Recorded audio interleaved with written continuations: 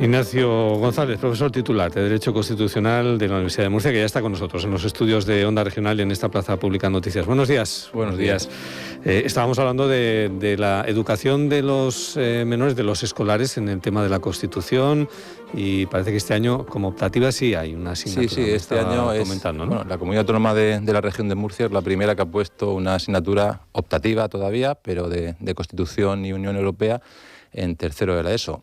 Es una primera iniciativa, todavía no hay demasiados institutos que la hayan implantado, algunos sí, y el volumen de alumnos pues todavía no es importante, pero bueno, se trata de que vaya avanzando un poco, que se consolide como asignatura optativa y que quizá en un momento posterior pues pueda convertirse en obligatoria en ESO o en bachiller, en fin, donde proceda. ¿Por qué se ha diluido la presencia de la Constitución en la conciencia de la sociedad? De alguna forma, los que vivimos la transición quizá lo tengamos un poquito más sí, presente, ¿no? Y ponderemos realmente, tengamos una ponderación de lo que fue y significó y está significando la Constitución.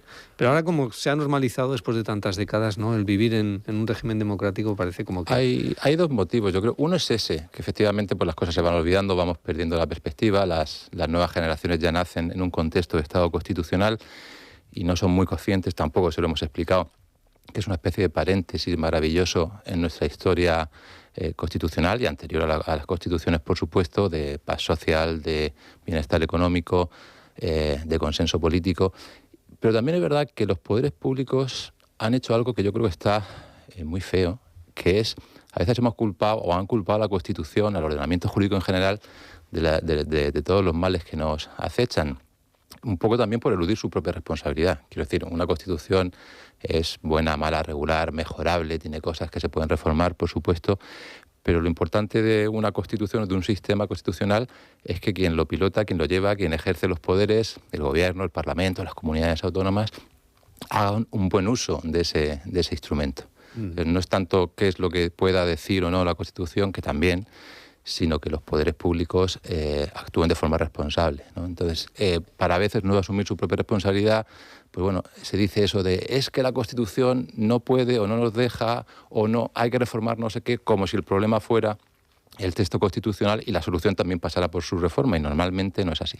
Y se relativizan también algunos de los artículos, por ejemplo, uno constitucional que es que obliga al Gobierno a presentar unos presupuestos generales del Estado en tiempo y forma, eso en año corriente, ¿no? Eso desde luego. 2 años o lo dejamos para dentro de 3. Fíjate, el hecho de que la Constitución obligue al Gobierno a presentar la ley de presupuestos, no a aprobarla necesariamente, pero sí a presentarla, no es casualidad ni es capricho del constituyente.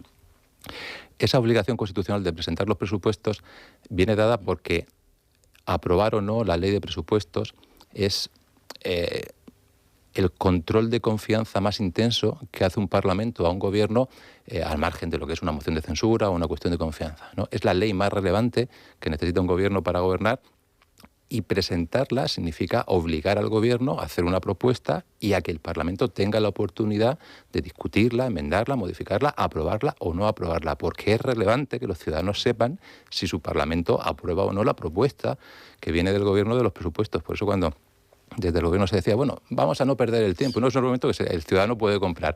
Para no perder el tiempo, como no se van a aprobar, no lo enviamos, ¿no? Es que precisamente, aunque sea para no aprobarla, es muy importante en términos democráticos que se envíe esa propuesta del Gobierno y se discuta y se intente aprobar con éxito o sin él. Sin embargo, lo que se transmite en los últimos tiempos es que, bueno, que no pasa nada, ¿no? Dicen los ciudadanos, bueno, no pasa nada tampoco, no tenemos presupuestos, pues no, lo hacemos vía decreto ley, vía lo más perentorio, lo más urgente. Y nos estamos acostumbrando a que no cumplir determinadas prevenciones del ordenamiento jurídico y en particular de la Constitución no pasa nada, pero eso es no pasa nada con carácter inmediato, claro, nada tangible que podamos ver. Pero el desgaste, la erosión del sistema institucional es paulatina, es constante, es intensa también, y llega un momento en que los sistemas quiebran, y eso no pasa de un día para otro. O sea, no hay una causa-efecto de que un día suceda un hecho y al día siguiente ya hayamos roto el modelo constitucional. El modelo constitucional se erosiona muy poco a poco y a veces de forma no reversible. Pero claro, no somos conscientes o no estamos pendientes de eso todos los días, la verdad. Vamos al apartado autonómico, el desarrollo autonómico que ampara la Constitución. No sé, Ignacio González, si estamos ante ya de hecho una España federal, que va camino de una España confederal. Me venía a la memoria, preparando un poco esta entrevista, lo que fue la labor y la acción de Lluís Companys como presidente de la Generalitat cuando llegó a declarar el Estado catalán dentro de la República Federal Española, que era una cuestión que iba un poco, no sé si por delante o por detrás del independentismo actual en Cataluña, ¿no? Porque él decía, bueno, dentro de España, pero somos un Estado catalán, ¿no? Claro. Una república federal. ¿Por dónde vamos? ¿Cuál es el camino o la deriva que estamos llevando? Vamos por una situación un poco compleja de más. Es verdad, se decía en la tertulia, y tenían razón los tertulianos que hablaban del asunto, que una de las cuestiones que no se terminó de resolver en la Constitución fue el modelo territorial, que se deja demasiado abierto en la Constitución. Sí es verdad que se dice indubitadamente que el Estado es unitario y que por tanto hay un solo soberano, un solo poder constituyente, pero que se puede descentralizar, se pueden crear comunidades autónomas, que no lo hace la Constitución, abre la posibilidad pero no lo hace, y que esas comunidades autónomas van a poder tener un nivel mayor o menor de competencia. O sea, al final todo eso se ha desarrollado hasta sus últimas consecuencias, es decir, se ha exprimido al máximo la posibilidad de descentralización del Estado autonómico. Allá por los primeros años 2000 ya podríamos decir que se ha completado todo el máximo de descentralización posible que establece la Constitución. Todos los territorios del Estado están constituidos en comunidades autónomas y todos al mayor techo competencial posible. Eso crea una visión del Estado que, aunque no es un Estado federal, funciona en parte como un Estado federal porque hay un reparto competencial entre un centro de poder y unos entes territoriales donde se reparten fundamentalmente potestades legislativas, capacidad de hacer leyes, unos unas, otros otras, o legislación compartida, una legislación básica del Estado, una legislación de desarrollo autonómico, y también se reparten las potestades de ejecución. En ese sentido, hay un cierto parecido a un modelo federal, pero no somos un Estado federal, entre otras cosas, porque hay un solo sujeto soberano, y esa es la madre de todas las batallas. Quiero decir, ahora que hemos tenido tensiones de todo tipo, secesionistas por un lado, como reacción a eso, recentralizadoras por otro, parece que ha ganado buena fama esa tercera vía de, pues vamos a ir a un Estado federal como modo de concertar una cosa y la otra. El Estado federal como tal, si se quiere hacer un Estado federal de verdad, si se quiere hacer otra cosa y se le llama federal, que es lo que pasa en algunos sitios, pues entonces no. Pero verdaderamente ir a un Estado federal significa, de algún modo, habría que ver en qué se concreta en la Constitución, en qué términos, pero sería ir a un reconocimiento de cierto nivel de soberanía de los ya estados federados que componen la federación. Y eso, en una situación política de un Estado como el nuestro, en el que lo que hay son problemas de pulsiones secesionistas, de luego solución no es. Eso es la antesala de una secesión en unos términos jurídicamente más posibles, ¿no? Entonces, los estados federales han funcionado muy bien allá donde hay una colaboración horizontal entre los territorios. De hecho, esos estados a veces se han construido por agregación de esos territorios, Estados Unidos, y la Cámara fuerte es el Senado. ¿Por qué? Porque la idea es que todos juntos nos ponemos de acuerdo en ir centralizando más poder. En realidad, la construcción de un Estado federal es un proceso de centralización. Por eso algunos estados federales casi funcionan como estados unitarios, porque el Estado federado va perdiendo cada vez más soberanía. En favor de la federación. Todo el mundo sabe quién es el presidente de los Estados Unidos y nadie sabe quién es el gobernador del estado de Nueva York. Y es un estado importante. ¿Por qué? Pues porque ese señor ya manda poco. El poder se va concentrando, pero se va concentrando porque voluntariamente las partes, los territorios originalmente constitutivos de ese estado, les va bien y están de acuerdo en federar. Y entonces esas relaciones del día a día del funcionamiento del Estado, que son no solo verticales de la federación a los estados federados, sino horizontales sobre todo, eso es lo que mantiene con buena salud el Estado federal. Claro, trasladar eso a nuestra realidad política, pues me parece de difícil encaje. No digo que el modelo federal no sea bueno, pero depende de dónde se aplique y cómo, pues puede tener más éxito o menos. Decían que el modelo territorial que se intentó importar, se exportó a Europa y luego se importó de Alemania, más o menos a la hora de perfilar lo que es el reconocimiento del modelo territorial aquí en la Constitución española, no sé, en Alemania, por ejemplo. No exactamente. Sí es verdad que de Alemania copiamos alguna cosa, sobre todo en el ámbito de las competencias. Es cierto que teníamos la ventaja en el 78 de que nosotros habíamos llegado tarde a las constituciones posteriores a la Segunda Guerra Mundial y ya había ejemplos en Europa de los que poder copiar, pero lo que es el modelo territorial en su conjunto, no concretas cuestiones técnicas que tienen que ver con lo competencial, que sí pudieron venir de Alemania y de otros países, lo que se copió de forma casi íntegra y literal fue el modelo de la Constitución del 31. Exactamente igual. Un Estado unitario que se llamó integral, potencialmente descentralizable a través de estatutos de autonomía, con unas listas de competencias en la Constitución, algunas exclusivas para el Estado que no se podrían descentralizar y otras que sí, incluso los mecanismos de control, de coerción federal de las comunidades autónomas, en fin, el sistema en términos generales, incluso algunos artículos literalmente, yo es un ejercicio que hago a veces con los alumnos en clase, que vean cómo hay casi en algunos aspectos un corta y pega de la Constitución del 31, ese fue el modelo que se trasladó. Bien es cierto que, claro, la Constitución del 31 pues, solo se pudo desplegar durante unos años y no dio tiempo a el desarrollo del proceso autonómico que hemos tenido nosotros a lo largo de 30 y muchos años. Digo 30 y muchos porque, bueno, lo podemos dar por finalizado en los primeros años 2000. Eso no sucedió, pero sí se aprobó el Estatuto de Cataluña, con los problemas que hubo después allí, el Estatuto del País Vasco, casi el de Galicia. Incluso nuestra disposición transitoria segunda tira de esa realidad, de la Segunda República, de esas autonomías que se constituyeron, o en el caso de Galicia casi se llegaron a constituir, para reconocerles una vía más privilegiada de acceso a la autonomía en el régimen del 78 sin tener que pasar por una serie de requisitos muy complejos en el entendido de que ya entonces, 70 años antes, ya habían mostrado suficientemente su voluntad de constituirse en región autónoma. O sea que no solo se copia el modelo, sino que se enlaza casi con el modelo anterior, que es la base sobre la que se construye eso que es un sistema demasiado abierto. Claro, todas las constituciones del mundo dicen mi estado territorial es este, mis entes territoriales son estos y tienen estas competencias. Eso la Constitución no lo hace. Y tenemos los problemas del techo competencial. Ahora se estira y se interpreta o reinterpreta la Constitución en función de determinadas autonomías, caso de Cataluña, con la presión independentista de ir ganando en competencias que...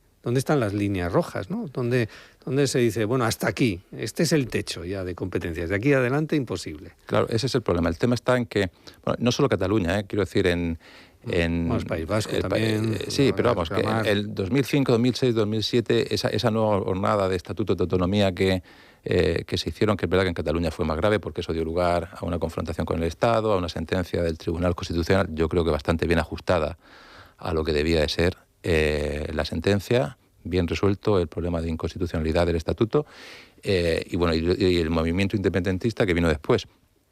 Pero es verdad que cuando ya se llegan a unos límites de que ya parece que está todo lo transferido, la batalla entonces va en redefinir la competencia, ¿no? Porque claro, la letra pequeña de dónde termina lo estatal y dónde empieza lo autonómico es difícil, es complejo, y ahí pues algunos estatutos de autonomía han intentado pues ir mucho más allá de lo que en principio parecería razonable entender de la lógica impuesta por la Constitución en su título octavo. Pero la cuestión es que uno puede querer ir al modelo que sea, y es defendible que pues yo quiero un modelo territorial o tú quieres otro, pero eso debió estar resuelto originalmente en la Constitución, y si llegamos al final del proceso autonómico y vemos que esa no es la solución que queremos, pues habría que adoptar la solución que fuera en una reforma constitucional.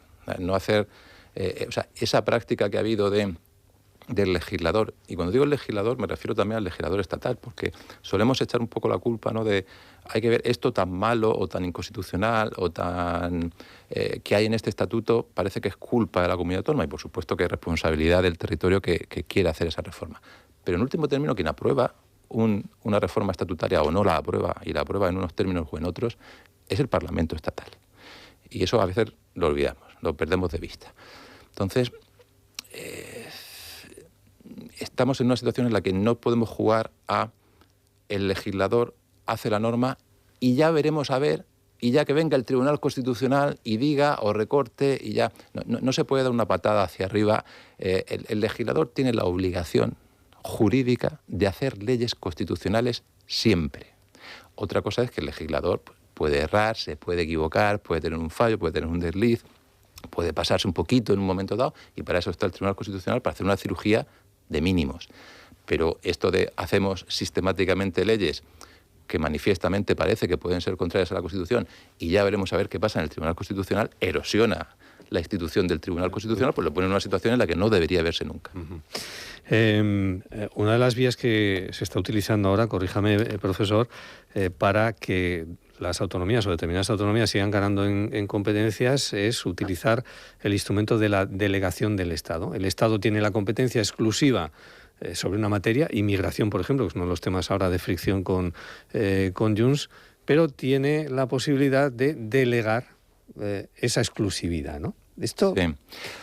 A ver, sí, vamos a intentar explicarlo para que se entienda. La Constitución lo que hace es decir que determinadas competencias son transferibles en el Estatuto, y cuando una competencia se transfiere vía Estatuto, digamos que ya se convierte en competencia propia de la comunidad autónoma. El Estado unilateralmente no la puede recuperar, porque para recuperarla necesita reformar el Estatuto, y para reformar el Estatuto necesita el acuerdo de la comunidad autónoma, salvo que se reformara la Constitución, que con eso se puede todo. Hay otras competencias que son exclusivas del Estado, que la Constitución permite a través de unas leyes que ya son unilaterales del Estado. No es un estatuto, digamos, pactado con la comunidad autónoma, es una ley orgánica de transferencia, ley orgánica de delegación, una ley marco, en fin, son decisiones legislativas unilaterales del Estado, donde teóricamente el Estado lo que hace es no atribuir a la comunidad autónoma la titularidad de la competencia, o sea, no trasladar, no hacer dueño de la competencia a la comunidad autónoma, sino que le presta el ejercicio de la competencia. La competencia sigue siendo del Estado, pero te dejo que la ejerzas. No es lo mismo te regalo el coche a te lo presto para que lo uses, ¿no? En el entendido de que otra decisión unilateral del Estado en una ley podría revertirlo. Pero luego está el problema de cuáles son esas materias que el Estado puede transferir, o sea, delegar también de esa manera. Porque la Constitución dice que no son todas. Es verdad que no hace una clasificación. Dice que solo se pueden delegar las que por su naturaleza sean delegables. Claro. Ya, eso es interpretable, entonces, eso es interpretable. Hasta hace muy poco, digo hasta hace muy poco porque había cosas en las que estábamos casi todos de acuerdo hasta hace poco tiempo, que eran básicas, elementales de teoría de la Constitución, sobre la amnistía, sobre tal, que luego pues parece que algunos compañeros míos han empezado a cambiar de opinión, ¿no? Pero teóricamente hasta ahora, salvo que empiece a haber una corriente muy clara en sentido contrario, siempre se ha entendido, y hay jurisprudencia del Tribunal Constitucional en la que apoyar eso, que desde luego lo que no es transferible por su naturaleza son aquellas competencias del Estado que, además de ser exclusivas, tienen mucho que ver con la unidad territorial, con la soberanía, con la condición de Estado. Y desde luego una de ellas es las relaciones internacionales, la defensa y el control de las fronteras. Es decir, un Estado, uno de los elementos esenciales del Estado, entre otros, es el territorio. Y por tanto, la integridad territorial, el control de las fronteras, que no es solo el control de nuestras fronteras, sino también las fronteras de la Unión Europea, desde luego no parece o nunca nos ha parecido a la mayoría de los constitucionalistas que fuera una de esas competencias que por su naturaleza fuera delegable a través de ese tipo de leyes. Pero la vía de escape es decir, bueno, pero es compartida, porque ponemos en la frontera al mozo de escuadra y al policía nacional. Claro, bueno, habría que ver, teóricamente, tal y como está la propuesta, ahora mismo eso está parado, no ha avanzado, se quedó bloqueado en el Parlamento, pero parecería que ahora quiere volverse a activar esa situación por aquello de retomar las relaciones del gobierno con Junts. En el texto que originalmente se presentó, que no pasó ni siquiera la toma en consideración en el Congreso de los Diputados, la primera vez que se planteó hace unos meses, desde luego había cuestiones que se podrían plantear, pero el grueso esencial de lo que allí se decía, a mi juicio por lo menos, y a juicio de una mayoría de mis compañeros, era manifiestamente inconstitucional. O sea, se hacía un tipo de delegación de competencia claramente integral del control de la frontera. Tanto es así que había una disposición adicional en la que se decía, y para ejercer esta competencia que ahora se me cede, los medios materiales que me va a dar el gobierno, porque el Estado también traslada medios materiales, son 7.000 mozos de escuadra nuevos. O sea, quiero decir que estaba claro que lo que se quería ceder era el control material de quién entra y quién sale de las fronteras, en este caso de la comunidad autónoma, claro. Ignacio González, nos quedan muchas cosas en el tintero, profesor titular de Derecho Constitucional de la Universidad de Murcia. Gracias por estar con nosotros esta mañana. Tenemos tiempo para más. A vosotros.